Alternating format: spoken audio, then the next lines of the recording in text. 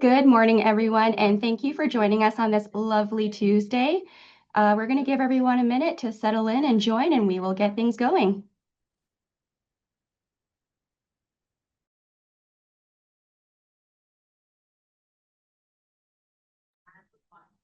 Perfect. It looks like people have trickled in, so we're going to go ahead and get started. My name is Stephanie Tang. I'm the Marketing and Communications Coordinator with AMSA. Joining me is our CAO, Craig Krinchuk, our Health and Safety Specialist, Ed Morgan, and our featured guest speaker, Dave Wojcicki from the Government of Alberta. Before we get started, I'm going to go over a few housekeeping items. So firstly, attendees have been muted, but you are more than welcome and encouraged to participate via the chat function. So feel free to interact with each other and ask questions throughout the presentation as well. Second, there will be a Q&A at the end. So if you'd like to submit a question, please feel free to do so throughout the chat or on the Q&A. And if you'd prefer to ask your question verbally, please raise your hand and you will be taken off mute where you'll have an opportunity to ask your question. And if you can go to the next slide there, please, Craig. Perfect, thank you. Lastly, we will be using Mentimeter throughout the presentation. So this is a live polling feature that lets us collect insights in real time, and we encourage everyone to participate. You can do so by scanning the QR code and entering the code on the screen, or by going to menti.com and doing the same thing. And we will go ahead and let you know when the polling has started and when to input your answers. If you encounter tech issues at any time, please reach out in the chat. I will be monitoring and I am more than happy to assist. And without any further ado, we're going to go ahead and kick things off. Take it away, please, Craig. Great. Thank you for the kind introduction, Stephanie, and welcome everybody. Pleasure to be able to speak to you about a very important subject. And again, at a bit of a webinar at a glance slide, Stephanie did a good job of introducing, but again, I'll be doing a quick introduction and then speaking to a few why this is important factoids, then have Dave come and fill in some of the content. We'll do a little bit more content on the municipal perspective, and Ed and I will support questions and answers. You would have seen the learning objectives for this session when you would have registered. I won't read these verbatim as everybody has had an opportunity to take a look at them, I hope, at the time of registration. This is really important to us as an ISET accredited learning and design organization to make sure that if you're going to attend a session, that we give you what the learning objectives are, and you have a opportunity in the post-event survey coming out to make sure that you tell us how we did on achieving those learning objectives. Before we get into the subject, I wanted to make sure that we were not all of a sudden just speaking to a subject without defining it. So many organizations and some different localities within the globe define this differently, but for the purposes of what we are talking about and in the perspective of the Government of Alberta's OHS Prevention Initiative, we have known groups that are known to have a higher rate of injury and illness, those being small businesses, and at-risk workers have at least one or more of the defining characteristics. Young, age 24 or less, I barely remember when that was. Older, age 55 or more, right around the corner. Indigenous, short tenure of work, again, temporary, seasonal, or other. Have multiple jobs, and temporary foreign workers and migrants as being defined as within that at-risk worker population. So I'm sure as you see many of those characteristics, you see people who are being hired seasonally during the seasonal hiring campaigns that are occurring for many municipalities already, and for some will be happening at multiple times throughout the year. So anytime you're going to attend a session and we're going to ask for some of your valuable time, I want to make sure that we provide you a couple of information points on why this is important. So from the Institute of Workplace Health has been very consistent for many years that workers within their first month of the job face a greater than 3 times the lost injury risk than general workers of greater than 1 year in job tenure. Just looking at some very local Alberta stats, taking a look at the year of 2022, young workers 15 to 24 had the highest claim rate, and particularly of that subset, males within that group had the highest overall claim rate. Just jumping up from 2021 to 2022, the fatality rate for young workers increased over 217%. And 55% of Alberta claims, we cited the Alberta construction subpoint of that because many are doing public works capital projects, which fall within a general public works construction mindset, are from the first year workers stats. Again, 55% of those claims. Wanted to be able to talk particularly on that last point. These are great data points, but these become real when it becomes real people. Tragically, AMSA has received many of these creative sentencing awards from the Alberta Justice and coming from the Court of King's Bench, and those have manifested in the most sobering realizations of what can happen to seasonal workers. And we're at that unenviable position where which one of the video impact clips do we present here today from the families of young seasonal workers who lost their family member, and not a desirable one to be deciding which one of the clips we cite, but these can be one of those things that could be very impactful going into your orientation program. And so we have a very short clipped version of this, and the full version you will see in the resources at the end, but wanted to be able just to give you a quick reinforcement of why, from the real perspective of people, this is an important subject. And I'm hoping everybody can hear the audio. It worked in the dry run, and hopefully it works the same for everybody here today.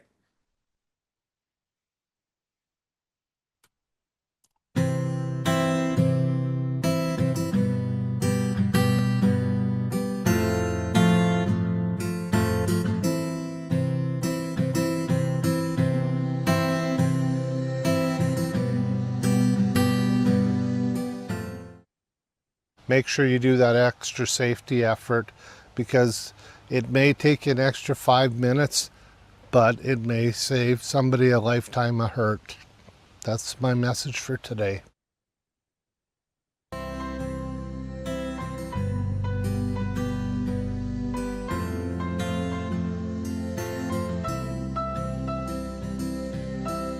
My little sister Martina, she was definitely a handful. If I've taken away anything from knowing her and how she lived her life in her short 21 years, it's that life can come and go as quick as you can blink, and you have to enjoy every moment and live everything to the fullest, same as she did. She was a Spitfire girl from day one. She had a lot of energy and spunk. Didn't ever wanted to miss anything. And a jokester too. She lived life to the fullest, always. And, you know, being with what's happened. We're so happy she did. Yeah, we're glad she did. Employers, it's seasoned employees that have been around for a long time at these jobs. It's everybody's job to make sure that everybody, all employees, go home safe at the end of the day. That's the most important thing for their friends, their family, the whole works. Because there's nothing worse than what we've gone through.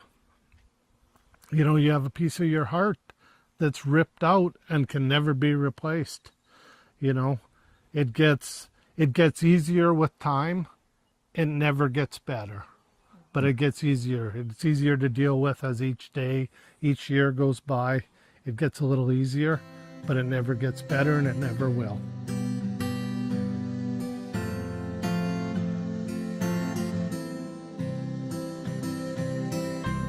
Because in a heartbeat, things can go wrong, and it can change everybody's life drastically. It's everybody's job to make sure workers get home safe to their families.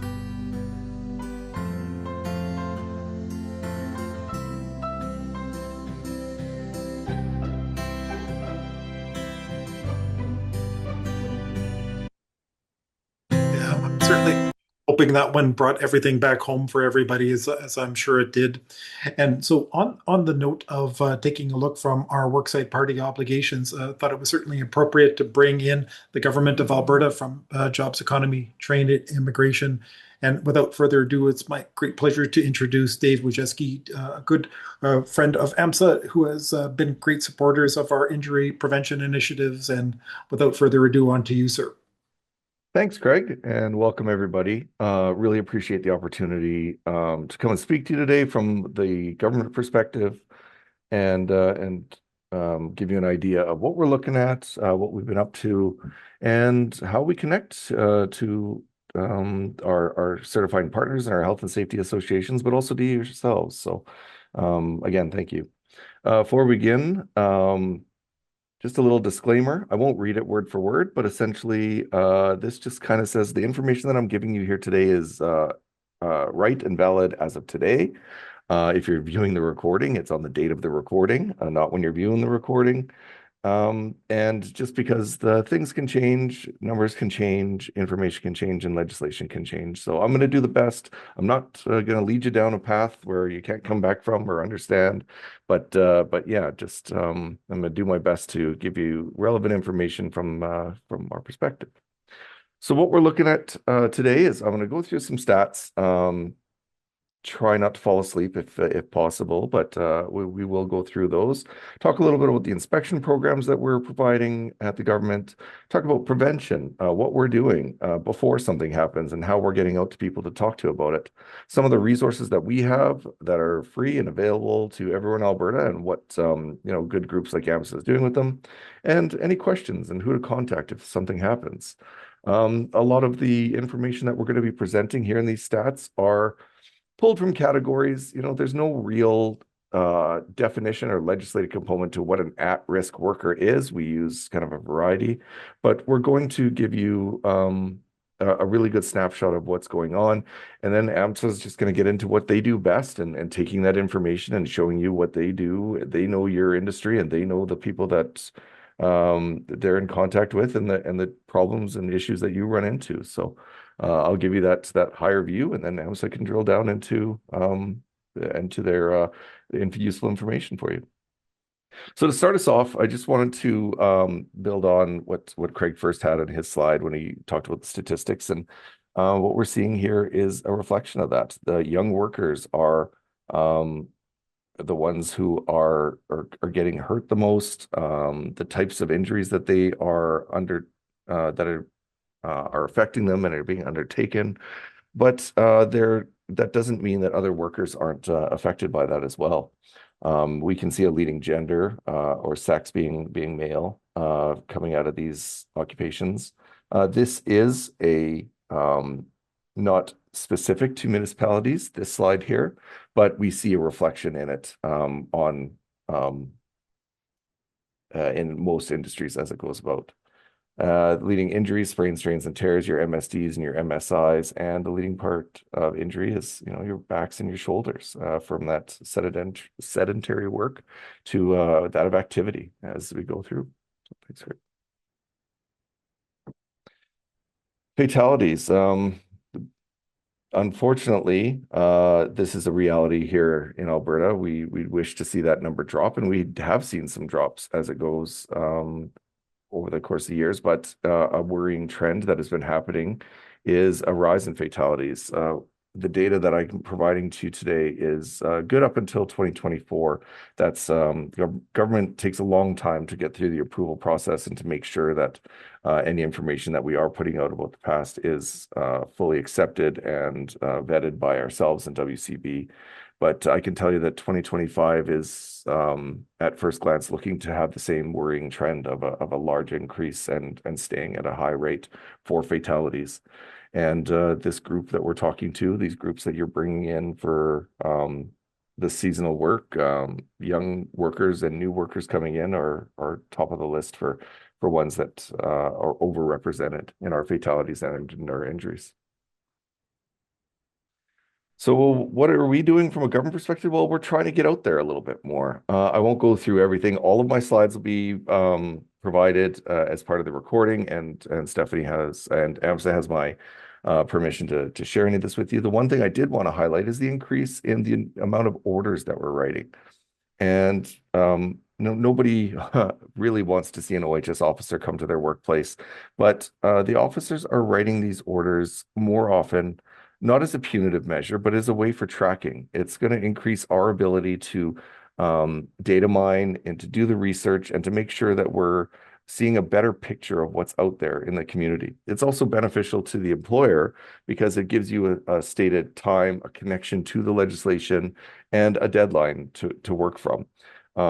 We still take a education first approach and will come, but in order, again, if an officer in the past had visited you or came to your workplace and only written you a few orders and then had a conversation with you about some other things to work on, and now you find they're writing you, a dozen orders, again, that's not a punitive measure.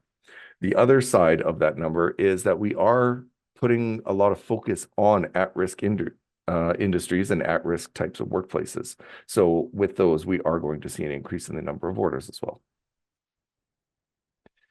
And with that is the inspection program. So we do regular inspections as we get complaints, as we get concerns, as officers drive by certain types of industries. But we also have a proactive program that looks at high injury rates. I mentioned about the data. We look at surveillance data, spikes in injuries over certain periods of time or with certain populations. And we really want to align that type of inspection with certain information that we have. And so we'll do what we call like a proactive inspection for a short period of time, a long period of time, and focus on a specific industry or location or type of workplace. And from that 2024, that was completed. Cities were as a part of that program for the year, with the number of inspections that was increased from the year previous. You can see the number of orders written was a little bit lower on that side of it, but the main focus of cities and getting out to these types of communities again is the type of work that's going on, trying to educate the population and getting that focus and that attention to OHS as they grow.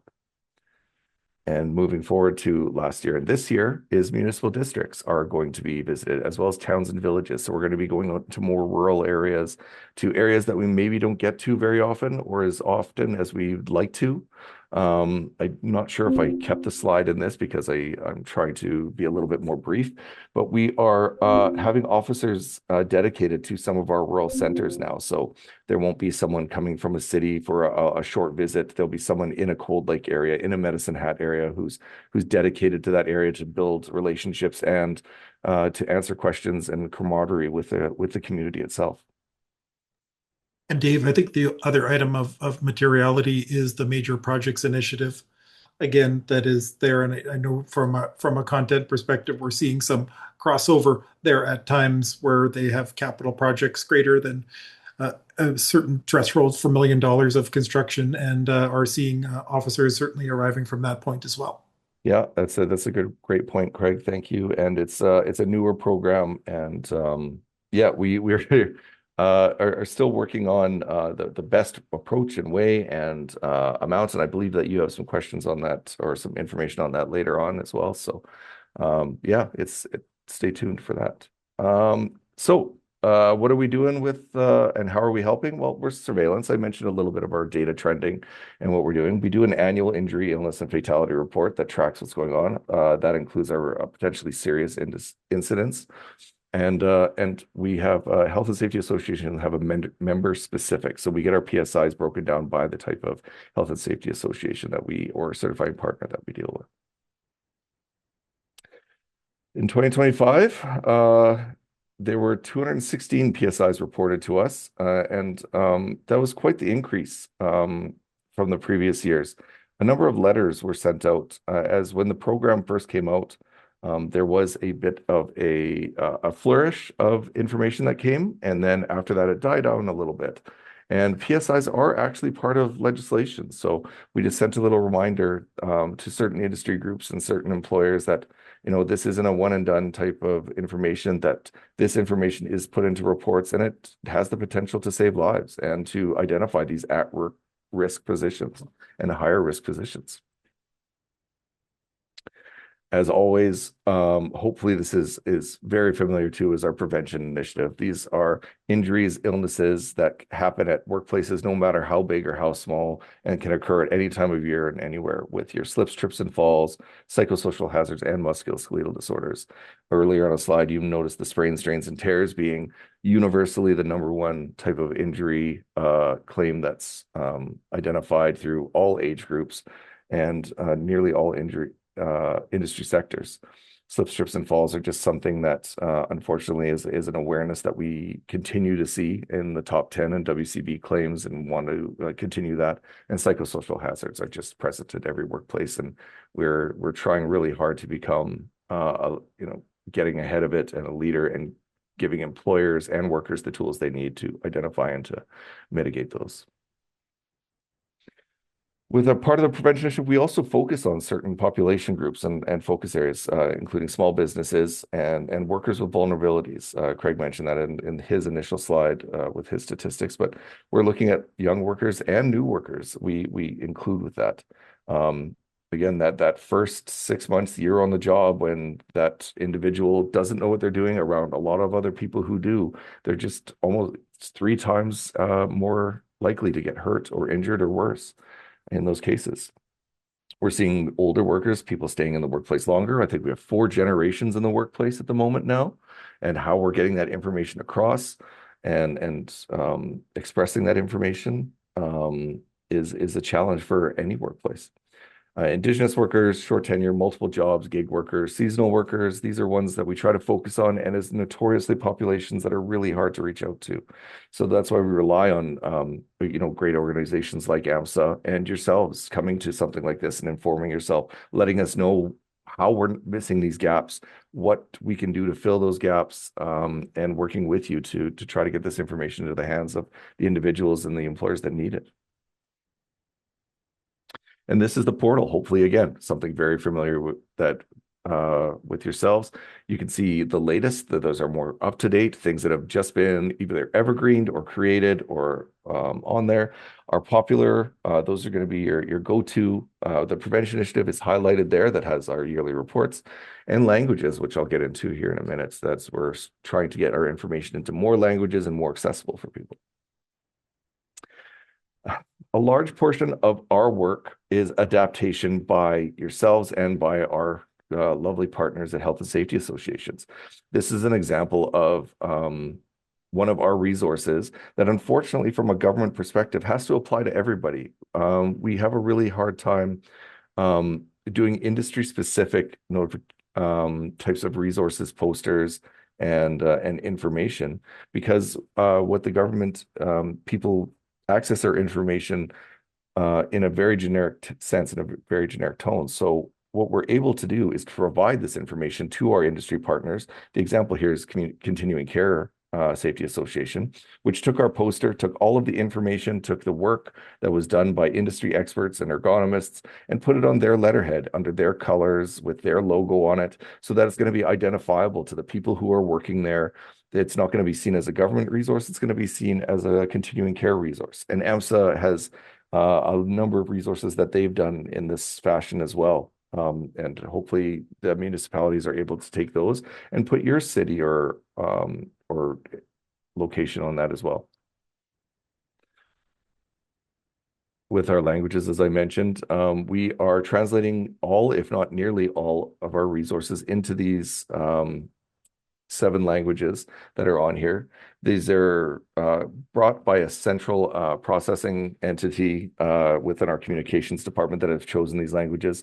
There are other languages that we can do. We just don't have the resources and the ability to vet the languages, but we are able to, as I mentioned, provide our resources to yourselves, to your municipalities. If you have a large Low German population or Tagalog population, and if you're willing to make those updates and vet those resources yourself, we're more than happy to provide you with the base information to get the job done.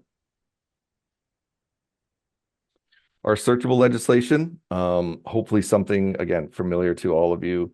And if not, then I highly recommend it. Our legislation book is written in very much legalese and is 700 odd pages long, and quite the sleeping pill. But if you are very have a really good idea of what you're looking at, what the work entails, how to express the information quickly and to use it.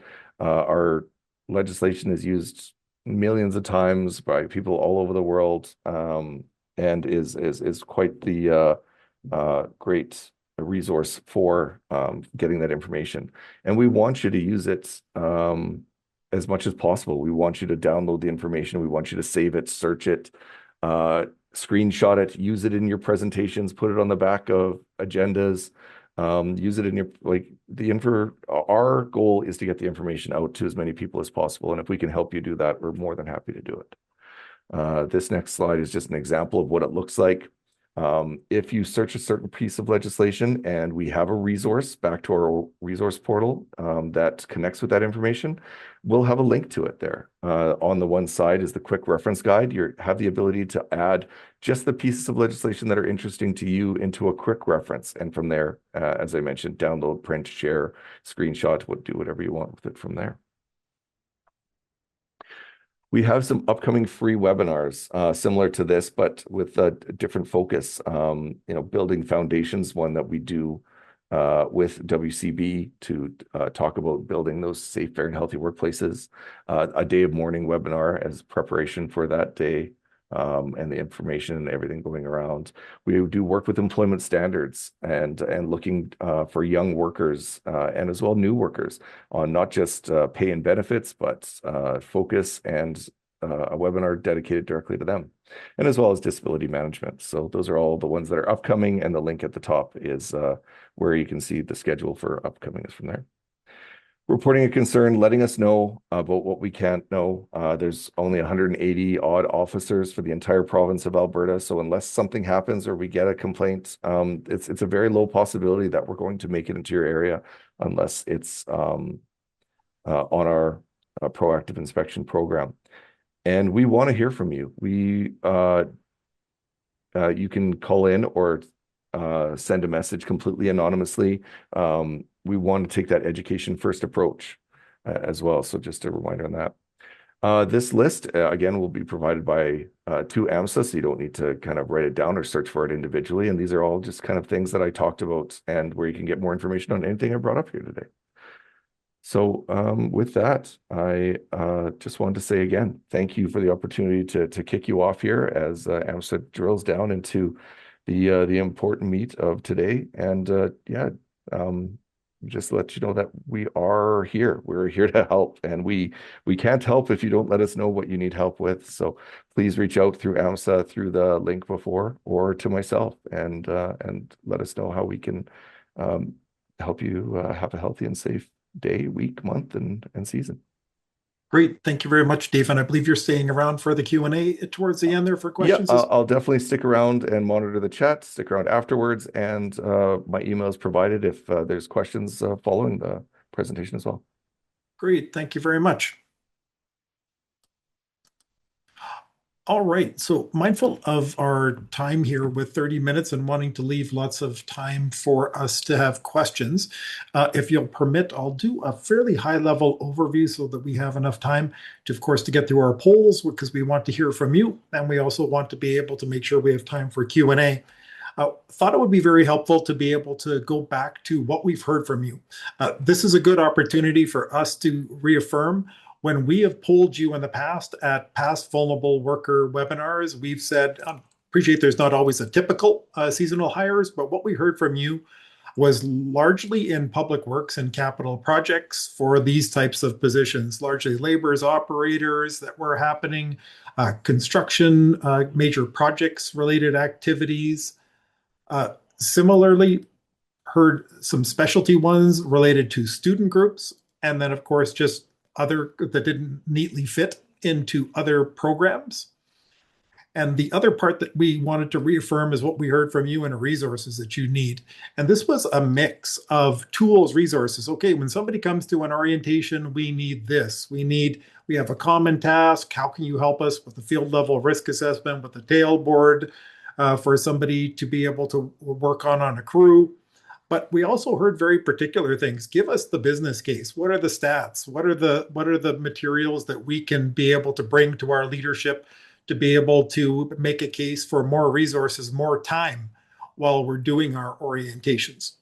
So this is an opportunity where we wanted to, and again, I hope everybody's had a chance to go and look back at the Mentimeter polls, because we wanted to revalidate. We know this is a moving object, and we wanted to verify, again, the type of roles that you're recruiting for, when you start your recruiting, and the types of months that you start bringing. We realize that some people may have a ski hill that they run, so they're doing hiring in multiple times of the years.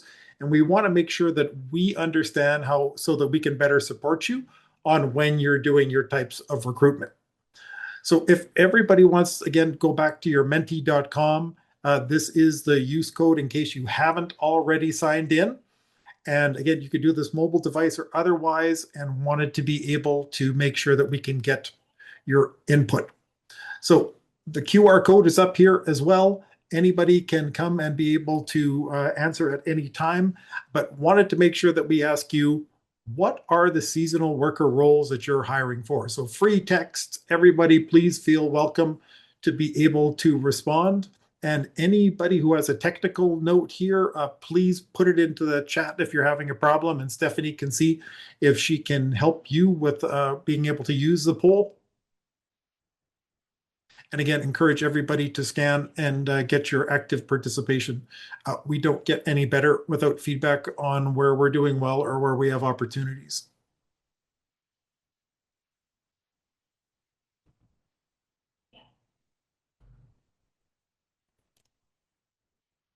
Oh, great, starting to come in. Thank you, everyone.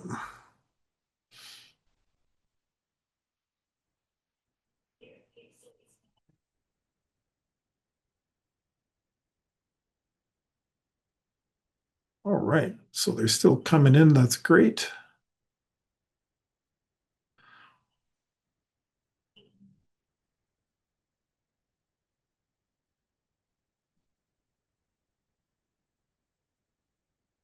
All right, so these will still be available to you. I'm seeing that we're starting to hit a bit of a flat spot in terms of the responses. So I am going to give it another couple of seconds and we'll jump on to the next poll.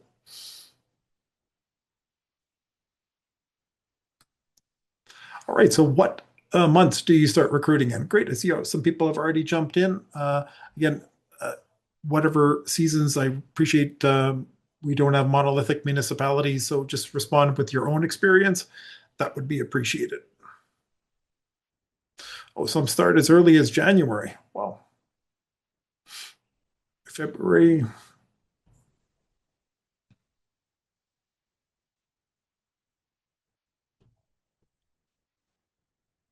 Right. Great. So we will jump on. So what months do they begin working? So great that you've told us the months that you start recruiting. That is helpful to give us the phasing for our communications and otherwise, but let's make sure that we understand when their boots hit the ground. Seeing a lot of Mays, some Junes, April, January to August. Interesting.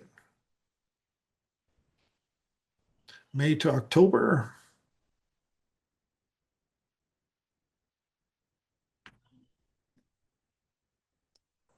Great, this is very helpful.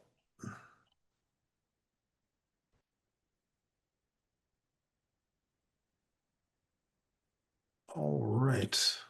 Okay, so everybody's welcome to keep on those trickling in, but one of the things that we wanted to cover was the subject of situational awareness. Again, more clinically defined, it's that ability to perceive, comprehend, and anticipate hazards at critical safety functions and cues to prevent fatal and life-altering events.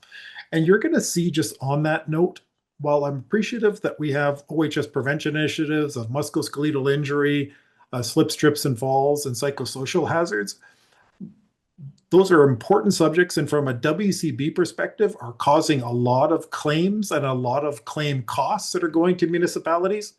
But I must say that a trend that we are certainly seeing is the things that are hurting people are not often the things that are disabling and killing workers. And that's really these serious incident fatality events. And that is what we're often seeing in these creative sentencing awards that are happening. So I appreciate there's always the rule of trying to prevent all incidents, but when everything's important, then nothing's important. And so that focus on serious incident fatality is really important, because rather soberingly, while we take a look at conventional measures of injury frequency, such as total recordable injury frequency, have been going down at like a 45-degree angle for the last 20 years.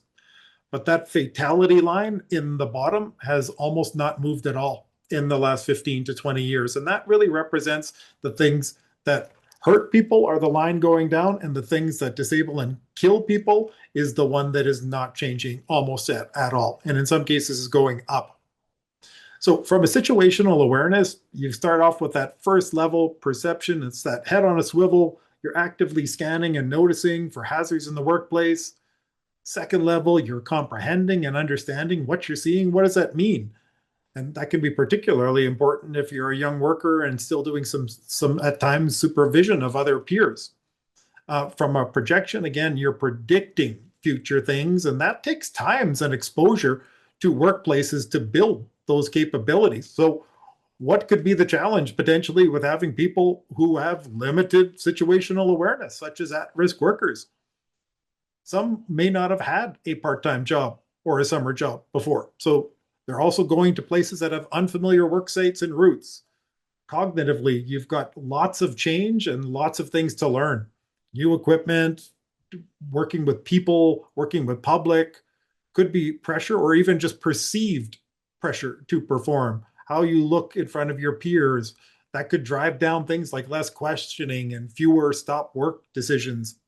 Fatigue, again, multiple jobs. Sometimes we're working in hot days, long shifts, can give you reduced attention span as well as slower hazard detection.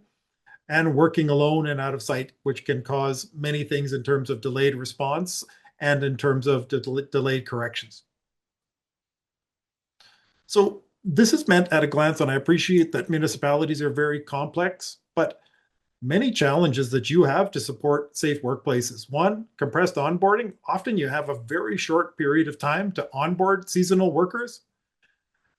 Dynamic work environment. You've got many conditions and large municipalities where people are perhaps doing more than one thing.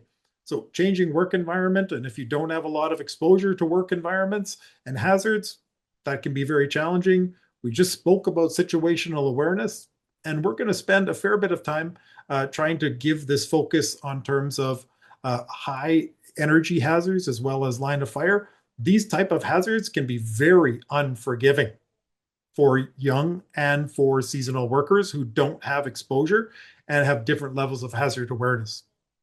So what we'd like to be able to hear from you is on these four subjects: compressed onboarding, dynamic work environments, seasonal workers with reduced situational awareness, and sometimes having unforgiving hazards that they could be exposed to, which can increase the risk of disabling injury or fatality. We'd like to be able to know, rank your concerns with supporting young and vulnerable worker safety at your municipality. Again, not identifying yourself.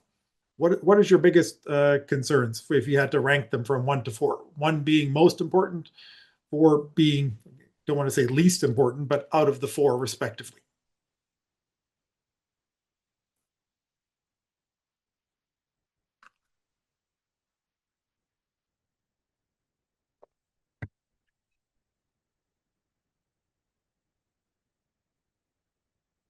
All right, we've got some fluidity here in the ranking. That's good to see.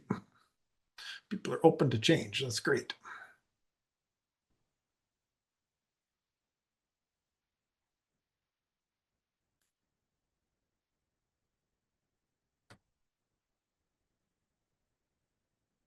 Okay, a lot of what we're seeing is situational awareness.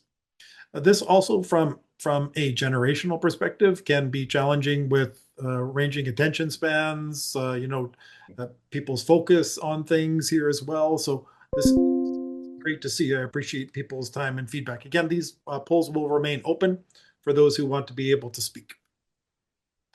So on the note of serious incident fatality prevention, which really represents the things that we get, and sadly, in creative sentencing awards, For those that have been participating in our line of fire working group, these really occur, line of fire incidents occur when there's a path of hazardous energy gets released and it makes contact with the person. And the more hazardous energy, the more harm that happens. And if to correlate with one of the things that Dave said, if you look in the municipal inspection program that is currently occurring, as well as the major projects initiatives, OHS officers are looking for line of fire hazards, crushing hazards, striking hazards, stored energy. And this is a major part of focus for AMSA because, again, these are the things that, again, that aren't hurting you. These are the things in many cases are disabling or causing permanent or life-threatening conditions. And we see these in many cases across municipalities. And a reminder, line of fire hazards is the leading cause of potentially serious incidents in every single industry sector in the province of Alberta. Striking, crushing, release of some type of stored energy, chemical, mechanical, otherwise. And this is why you see the integration of the energy wheel into AMSA's hazard assessment tools. And it is very suggested, particularly for workers with reduced hazard awareness, that they use this energy wheel because it is a very good trigger to be able to look for hazards when you have a reduced hazard awareness. And really the most important part that we are talking about is these often referred to as sticky hazards. It's that stuff that can kill you. This is the amount of fire when we talk about the line of fire that's released. Higher energy hazards cause more harm, and more energy, more harm. From a very technical perspective, we see that anything with energy more than 1,500 joules, and we have the energy calculator that we work with Dr. Matt Hallowell on, linked so you can calculate the potential of incidents. And we're often seeing those missing controls on these type of hazards is causing these type of incidents. And these SIF potential hazards are often, again, called sticky. What's some examples of municipal ones? Take a look at motor vehicles being struck, run over, roll away, pinch points, activities with the public, rotating, people doing lawn maintenance, tons of things that are happening. And depending on your point of exposure, again, could lead to some undesired consequences. Gravity, stored energy, any type of stored energy. But these are some of the examples that we've heard from you or seen from an incident. High risk moments, I would say, would be the example of sticky hazards that we talk about. Sadly, where we've seen several fatalities with seasonal lawn maintenance workers are mowing on high slope near ditches where there's a rollover protection, particularly around water bodies, is where we have seen multiple fatalities in municipalities with seasonal workers. Doing some type of maintenance repair, operating near traffic is dangerous for any group. I don't care what your level of competency is, depending on your experience, trying to be able to work with some type of a jam or a maintenance issue on a piece of equipment, and of course, working alone. So we'd like to hear from you. Where is the sticky hazards highest in your seasonal work as we've defined? And if you can, if you know the task or identify the energy source, if you know, that would be very helpful for us to help us dial in some tools for you for seasonal workers.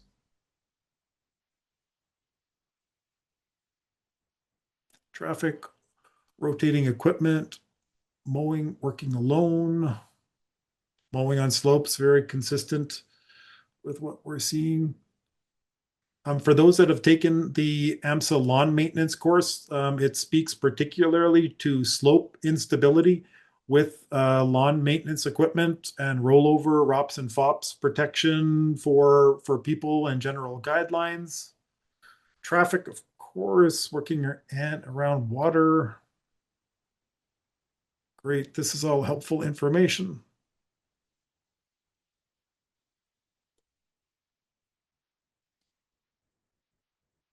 Very good. Okay, thanks. And again, this poll will remain open. Again, we want to talk about supervision for a bit. Why is it important? Sadly, in the Creative Sentence Awards that we have seen, inadequate supervision has been a common item cited in employers' agreed statement of facts. So that is ones where they agree with the Crown for deficiencies that were at the worksite with them as a worksite party. And again, these high energy hazards have increased levels of control and supervision that are often required when they're present for people with reduced hazard and situational awareness. On the note of what's changing, everybody is very familiar, I hope, with the traditional hierarchy of controls. These are ones mentioned in legislation. But what we are also very much seeing is that it is changing. We are seeing that the energy control hierarchy is becoming very prominent in high-risk hazards, sticky hazards, and you should expect to be seeing, including in things like BCRSP, OHS certificate programs, this shift to taking a look at direct and alternative controls. And you will be seeing more of that in the AMSA training and education for both line of fire, hazardous energy isolation, hazard identification, assessment, and control.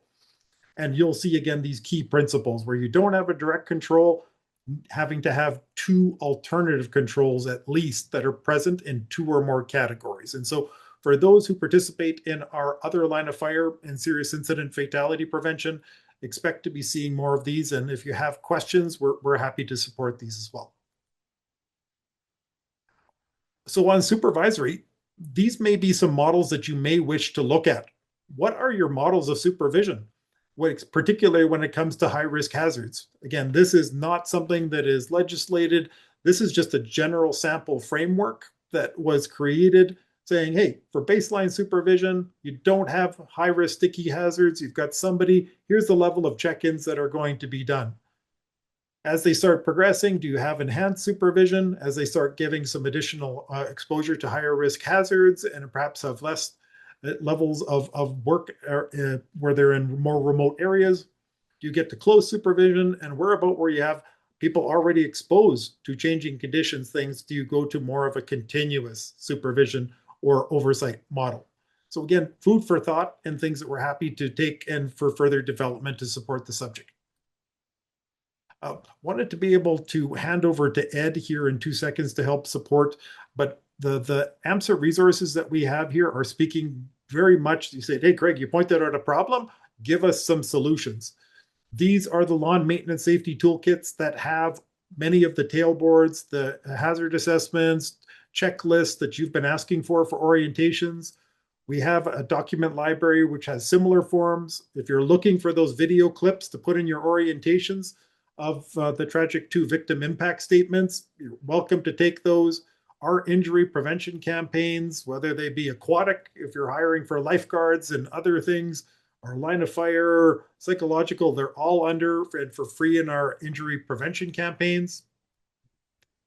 Construction Research Safety Alliance, which is a group that we've quoted a lot from. All of these downloadable resources that I've put forward here are free for downloads. And as well, Government of Alberta resources. Dave gave some, but tried to complement those with a few others, as well as CCOHS and Workplace Health and Safety Queensland. We find Australia and groups often come out with the most productive and proactive items first. And without further ado, I can get Ed to be able to help support me on some of our messaging. Thanks, Greg. Hi, I'm Ed Morgan. I'm the Health and Safety Specialist here at AMSA. Craig did a really good job on talking about the resources. I'm going to come from a point of view of the Health and Safety Advisor. And so how do we apply these resources? And a good way to know how to apply them is to know where these resources, where they got their information from or their influences from. So when we think about at-risk workers, or otherwise known as vulnerable, it's grown from just looking at young workers. If you go to this next slide here, they look at job tender, age, gender, background, and the workplace, because that all influences on who is at risk, because they're at risk for different reasons.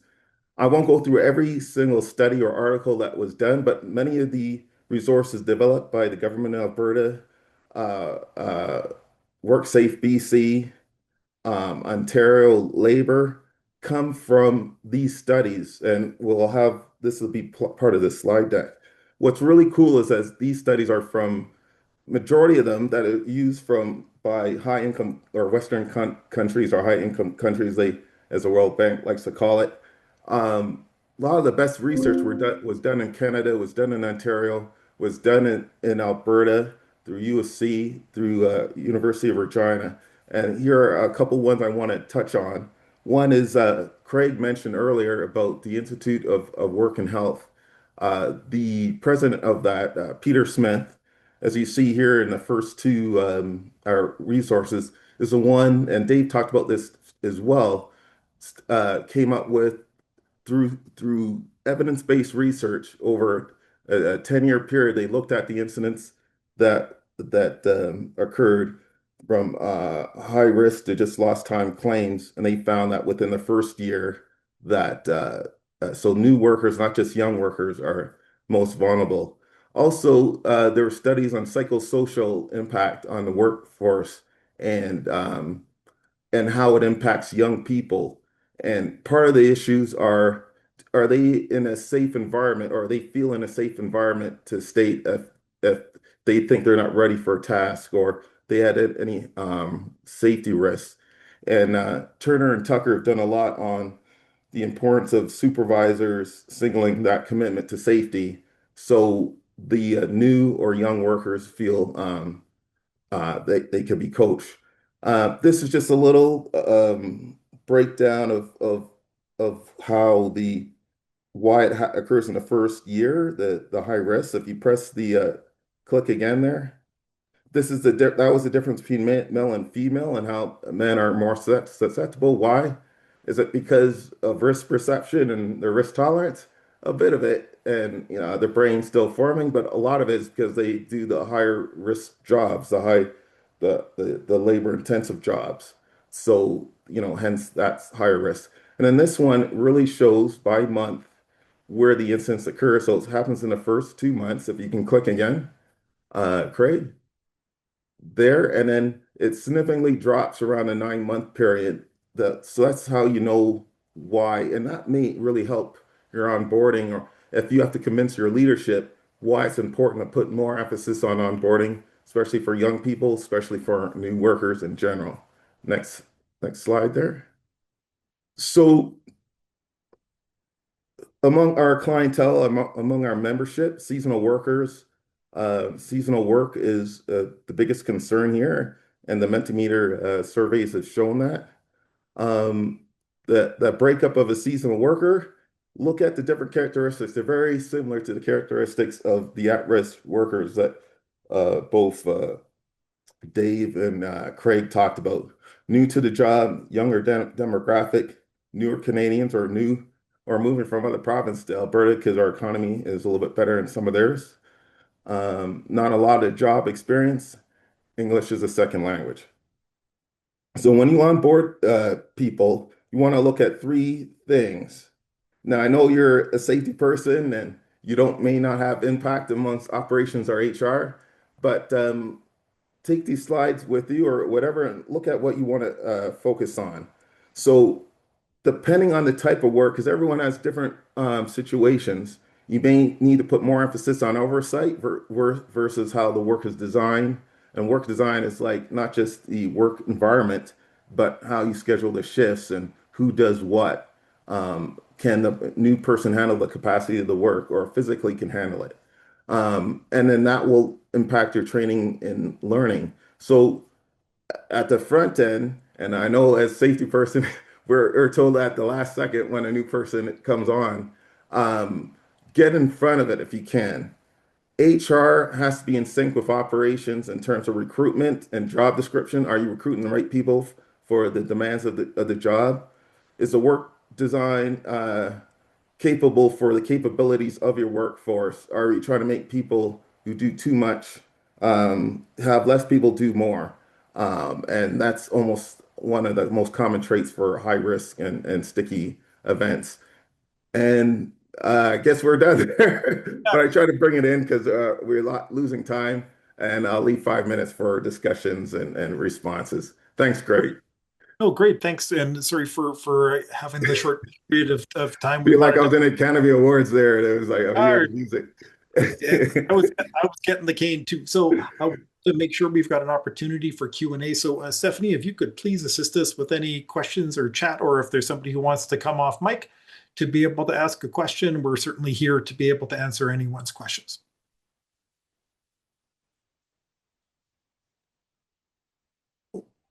Stephanie, are you able to jump on mic and tell us what you hear? Yes, absolutely. So everyone, please feel free to submit your questions. I haven't seen anything coming through yet, so please don't be shy. And we'll give everyone a minute here. Remember, that could be for Dave from OHS, anybody at AMSA, or a suggestion that you would have for a resource, something that you didn't see in the presentation today. Wanted to make sure that you've got an opportunity to add your voice. We do have a question from Joan that I can actually answer. So the question is, will the slides be distributed through email? The recording will be shared, so you will be receiving that sometime shortly here. Okay. If people want the slide deck, we're happy to provide the copy for people here as well.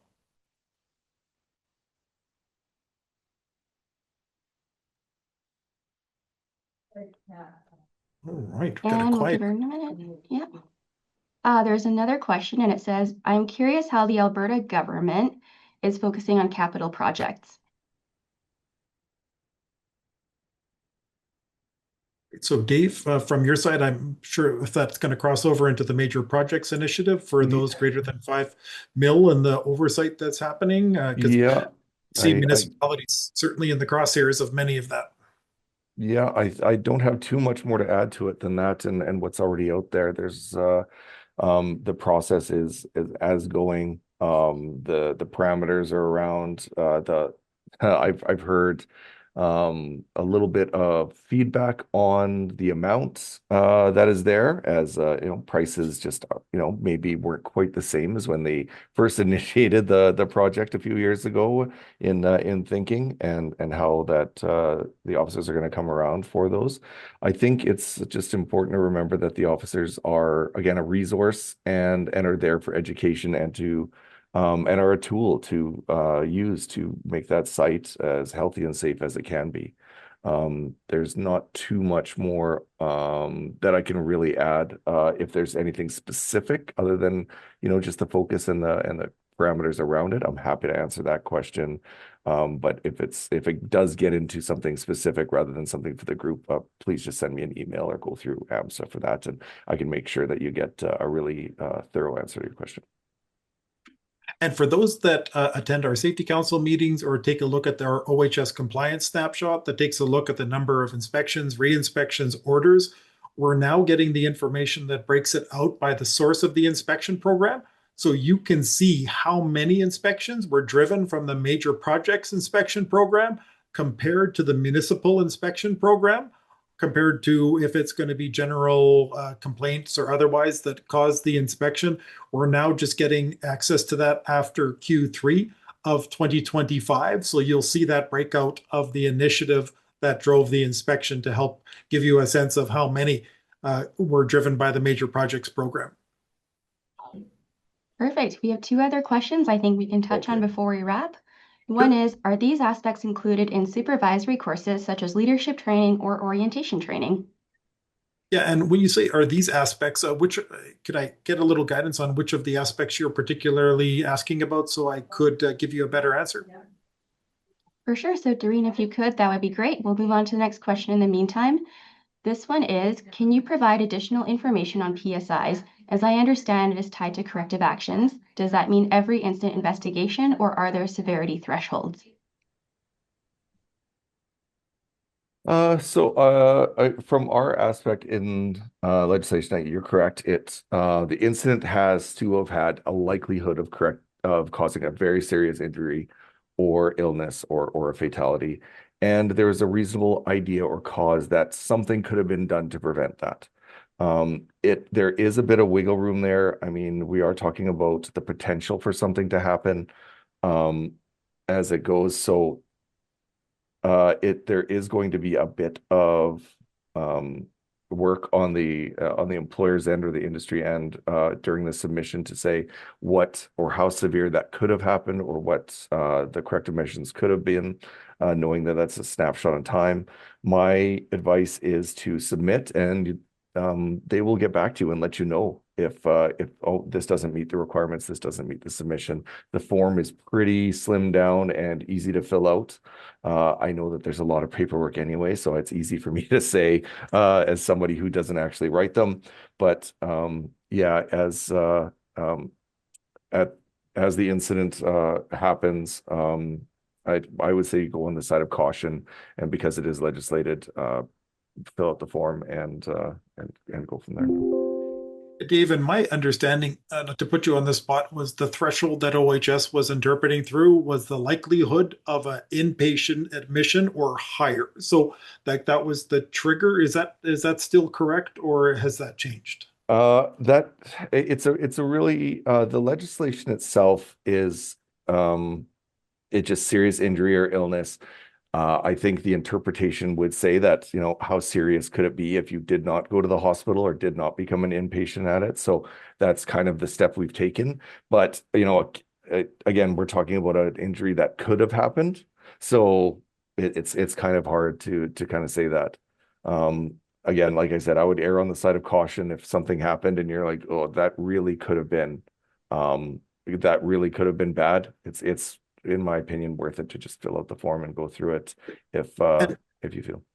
Yeah, and to help people out, the energy calculator that we were talking about that gives you the number of joules, you can put in your incident specifics, and with eerie confidence level, it will tell you the most likely outcome that would have happened from that incident. So if a 200-pound person working from 6 feet in the air with 20 pounds of tools, you enter that into the energy calculator and it will tell you the most likely effect, whether it would be a first aid, a broken bone, which can help with things like your due diligence in terms of potentially serious incident reporting. And those are included in the Construction Research Safety Alliance's resources here.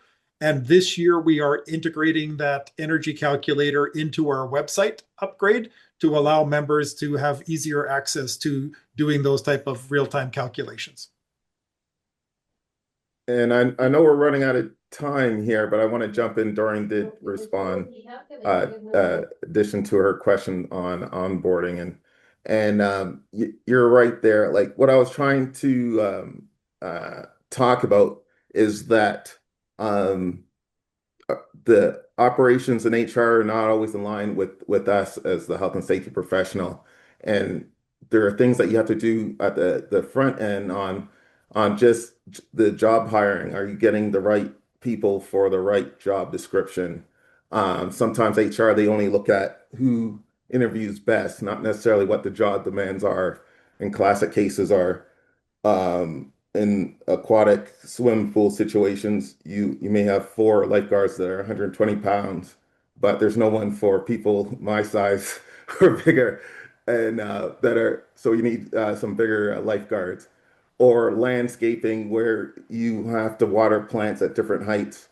Do we have the tools or resources to give the new people ladders and the training for that, for the different levels that they have to, flower pots at different levels or what have you, or can they lift trees and put it in, landscape? Can they dig and apply that? So getting the right personnel for the right job. And then at your end, it makes it so much easier to talk about risks, making sure that the onboarding addresses risk, hazard recognition, risk perception, and for the supervisor, working in tune with the supervisor to know that to manage, like, is there risk tolerance based on their skill, ability, or their competency. So yeah, there's links that we have for the best programs, the ones that we found, and we're allowed to go beyond Alberta because Dave has to be Alberta centric because with the Government of Alberta. But the best resource we found was from Australia, and we have a link to that where they talk about work capacity, work design, how to mentor, and getting the right supervisor. Because the best worker is not always the best supervisor or mentor. It's the one that likes to coach, the one that likes to advise and gains is just as much as the person that learns. They gain just as much from mentoring. Those are the people you want to find. So anyway, I know we went over a bit, but I want to address that question there.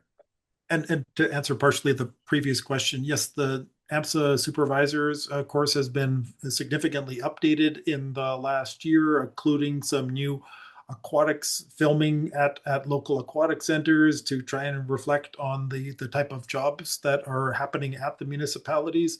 And so please give us your feedback on that course, and the link for things including that supervisory training are in our AMSA links that are in this resource section here as well.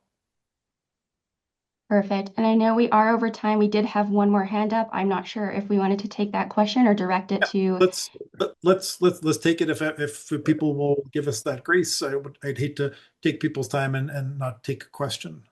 Sure. So Nicole, I am going to allow you to speak. So please come on mic whenever you're ready, and we are happy to answer your question.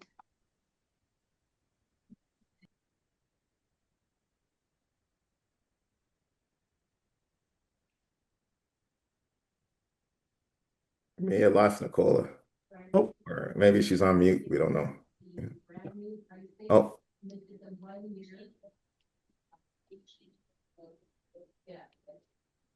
I don't see a comment.